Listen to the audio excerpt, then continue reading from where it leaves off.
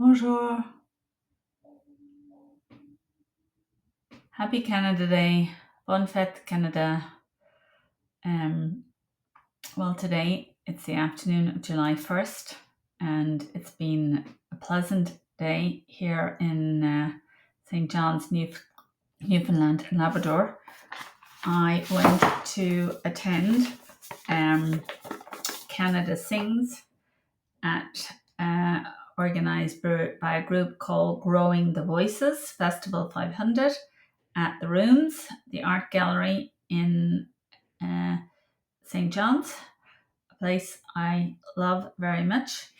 And we sang Ode to Labrador, which is written by Harry L. Padden and is sung to the music of Christmas Tree, I think.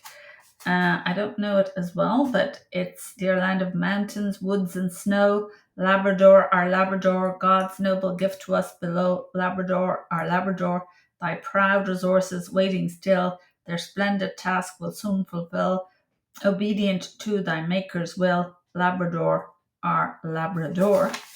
And we also sang Ode to Newfoundland, written by Sir Cavendish Boyle, which goes, when sun rays crown thy pine-clad hills, and summer spreads her hand, when silvern voices tune thy rills, we love thee, smiling land, we love thee, we love thee, we love thee, smiling land. As loved our fathers, so we love, where once they stood we stand, their prayer we raise to heaven above, God guard thee, Newfoundland, God guard thee, God guard thee, God guard thee, Newfoundland. And I don't know enough about this, but I understand that a lot of the beautiful pines here were actually cut down for shipping, naval shipping. I'm not sure exactly, but we don't have as many pines now, and I'm actually hoping to learn more and plant a few. We also sang Snowbird by Anne Murray, and yeah.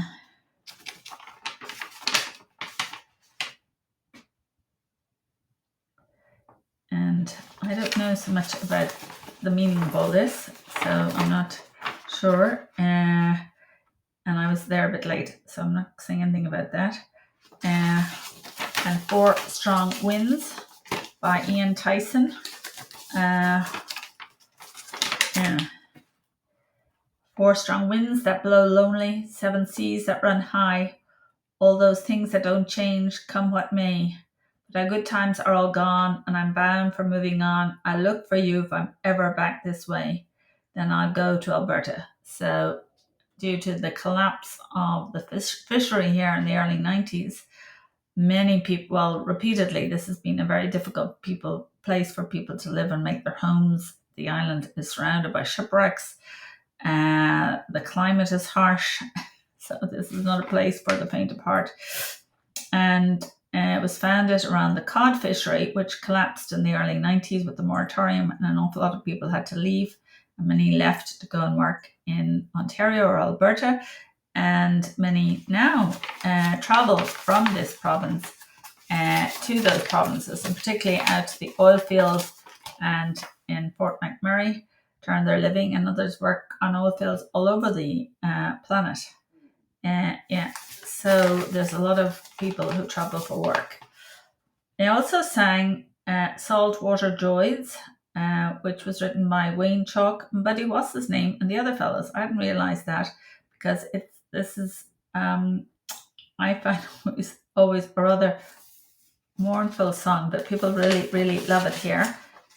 So that, yeah. And then I sang Hallelujah by Leonard Cohen, which is a song I personally really, really love. I mean, I like all these songs. The Cohen one I find a bit sad. Anyway, and we sang Canada Sings the Hockey Song by Stomping Tom Connors. And yeah, so that was fun, and we sang the bilingual version of O Canada. And yeah, so it was all absolutely lovely. And we were conducted by Kelly Walt, one of the many phenomenal, fantastic choral leaders here. And but when I was there might have been other people. I'm sorry, I don't know, because I was a bit late.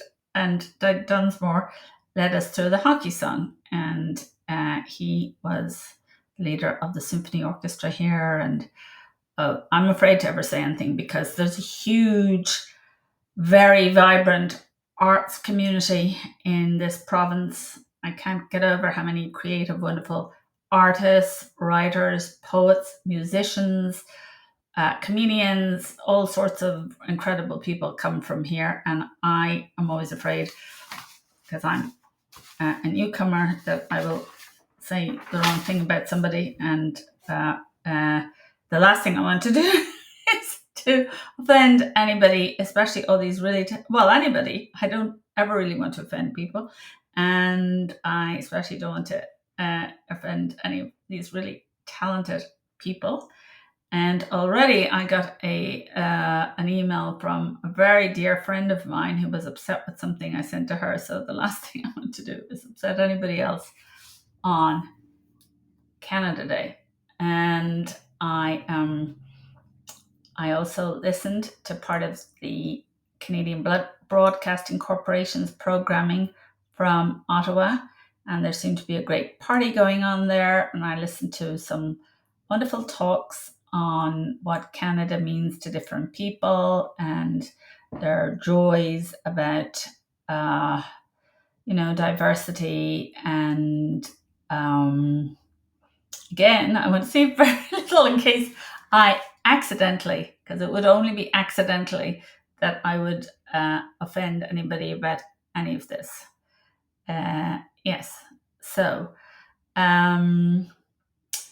my friend who sent me the email is an extraordinary Canadian who I admire greatly, who's an author and who's also a real leader in the environmental movement. And I suspect she, like many others, are pretty heartbroken about what's happening these days. On Substack, one of the people that I follow that I really admire, well, there are lots I follow and admire, and one of them is Bill McKibben, who is a fabulous American author, writer, activist, environmentalist, and he writes The Crucial Years. And I've always been impressed by how resilient he is, because from what I've been reading, he's been aware of our environmental crises since the 1970s. And in one of the I've read a couple of his books now. I read, I'm forgetting the name of the first book I read by him about 15 years ago, The End of Nature. And that was extraordinary, very, very interesting, and I learned a lot. And then I read part of a book called Falter, and then I read pretty well all of a book called just a minute, what's it called? The Flag, the Cross, and the Station Wagon. That made me realize that, yes, I'm almost, I'm heading towards 70, and I've lived a lot of my life in cul-de-sacs. And I realized in that book, he sort of suggests that it's we cul-de-sac people who are responsible for a lot of the environmental crises. And so that kind of, and I have a feeling he's right. So anyway, I'm constantly trying to make amends for my like in the 70s in Ireland, I was aware of The Silent Spring and Rachel. now I'm blacking on her name, but anyway, and I did attend Friends of the Earth events and so on, but I didn't know all that much of the environmental movement, and there's only so much you can do. I was studying, working, and I focused a lot on trying to learn about nonviolence and human rights, and I joined Amnesty International, and I also joined started studying with Tibetans and Tibetan Buddhists, and started following His Holiness the Dalai Lama in 1980. And I find Amnesty International and His Holiness the Dalai Lama have never led me, in my view, astray ever since. And although, most of my life I've focused on training and working as a medical doctor, a physician. And that's what brought me to Sick Kids in Toronto in 1985, where I met all sorts of wonderful people. And yeah. So I am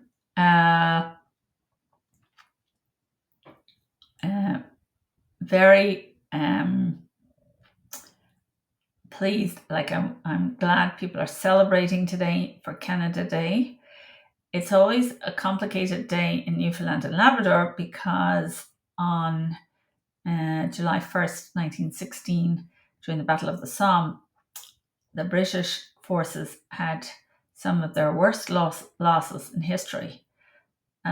Tens of thousands of people died. I wrote about that yesterday, and I checked the number, but and among them, the Newfoundland regiment was almost wiped out.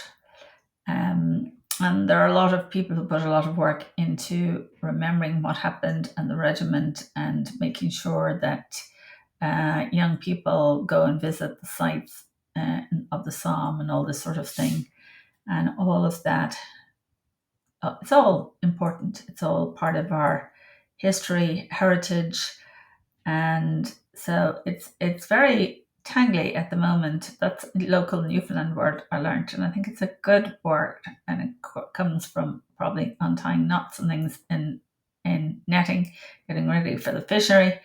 And but anyway, trying to find the balance between all the different things, trying to really honor diverse heritages, and particularly the massive contributions of First Nations and Métis and Inuit peoples here, and and including their art and their ideas and their languages and their culture is so very important and very dear to my heart. And I think the CBC is progressing well on that. I think there's a remarkable number of hosts on the CBC, Canadian Broadcasting Corporation, who to me are very good at interviewing, at bringing out very diverse voices, which I think is a good thing, and diverse strands of the history, and starting conversations about complex topics in a way that is sensitive and positive. That's just my opinion. I find them very skilled at all that. But I find the CBC often interviews scientists. Sometimes those programs are on like in the middle of the night, and I've been up with my dogs or something and listen to them. Again, I like that the CBC often interviews scientists, and I always learn something phenomenal every time I listen to these conversations. The one thing I find is I have not heard, and people, please correct me, I haven't heard enough really serious peacekeeping voices. There was a gentleman who called in today from BC, and he said he was disappointed that now 5% of our GDP was going to go to military spending. And I would like to think some of that money will actually go to really, really, really invest developing programs for everybody, about nonviolence, what we can each do as individuals to try and de-escalate uh, conflicts, communicate on complicated and divisive issues in ways that clarify where we do not agree, but still allow us to have hopefully a warm and respectful relationship, even when we disagree about a topic or a policy. And I would like to see money being invested into this. And I certainly, so I would like, particularly over the current wars, I would love people. I was very pleased that some of the people on Substack, for example, and the CBC interviewed some Iranian professors here and people who are experts on Iran to discuss what's happening in Iran. And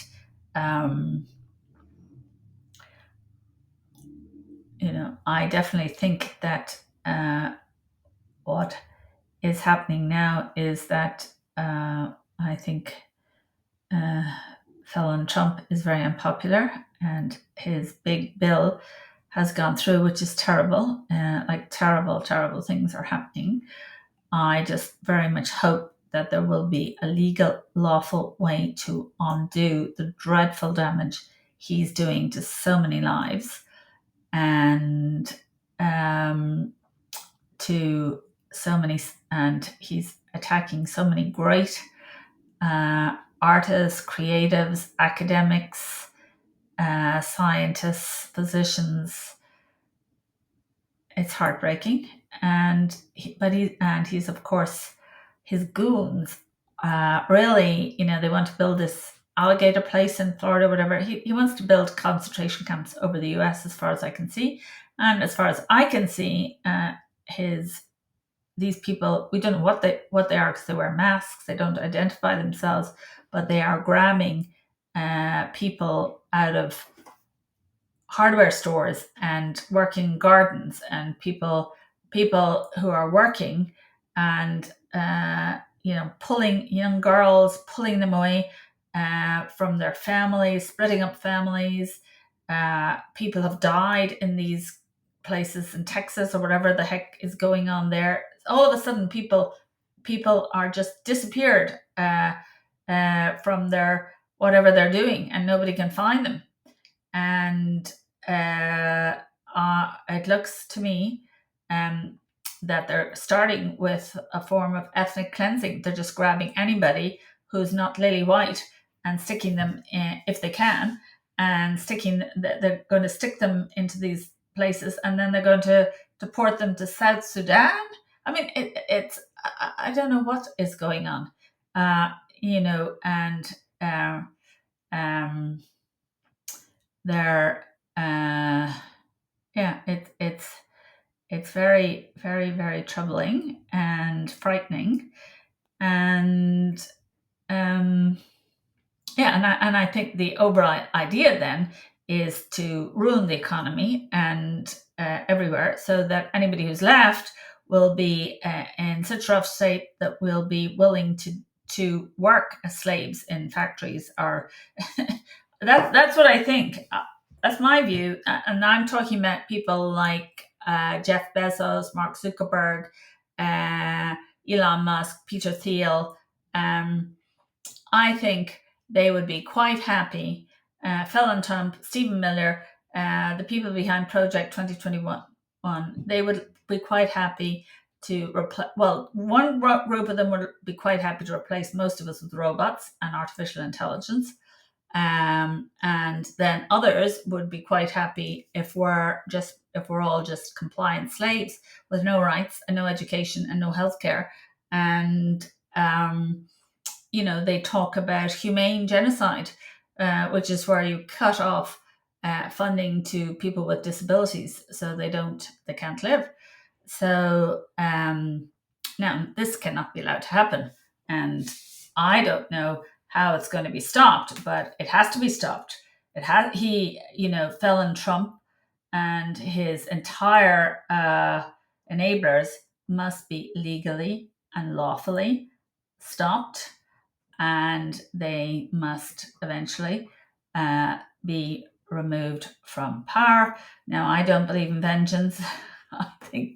I think what they need to do is turn Mar-a-Lago into a prison. And I would make sure they were all locked up there safely. I wouldn't hurt them or harm them. I'd give them access to medical care, but I would make sure they did their own work. I think they should do their own laundry and look after the lawns and everything themselves. That's all I would say. I don't think they should be allowed to have people to boss around anymore. That's what I would suggest needs to happen with these people who are trying to dismantle democracy and science and decency and normality in the US. And I'm sure they won't stop there if they manage to do that in the US, which I hope they won't. But then they would plan to do the same in the true north, strong and free. But that's the worst case scenario, which I'm quite sure will not happen, because I have faith in people in general. And hopefully most people are smarter than me and will be able to come up with ideas to ensure that all this stuff does not, the sort of things that the sort of misguided individuals behind SCOTUS and Project 2025 and Leonard Leo and these people who somehow think they have the right to, I don't know what they think. And then there's a whole bunch of them who think, they think this is the end of the world and things. They're anyway. But that's not very cheerful. So very cheerful today. It's quite nice. I was just at a beautiful sing-along outside the rooms. I'm sure that's going to be published somewhere, and when I find it, I will try to post that video. And I am saying Happy Canada Day. Joyeuse Fête du Canada. Je dois vérifier comment on dit ça exactement en français. Je m'excuse pour mes amis acadiens, mes amis francophones. Je dois vérifier qu'est-ce qui serait les meilleures choses à dire aujourd'hui. En tout cas, je vais vérifier tout ça. And so I will say, I will say happy Canada Day. Lots of love to all my family, friends, neighbours, everybody celebrating in Canada today, to Prime Minister Carney, to all our elected officials, to everybody who wants to make Canada strong, free, and safe.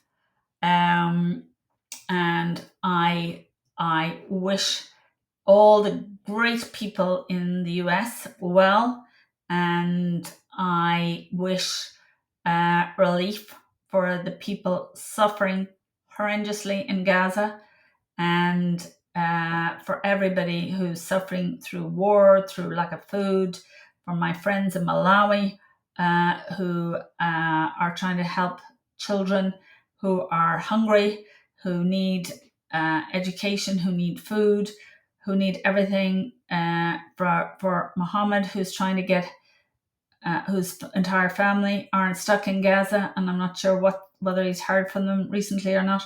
So I am with everybody who is trying to help others, and I'm saying, yes, thank you to all my fellow Canadians for all their great work, for all their different ideas.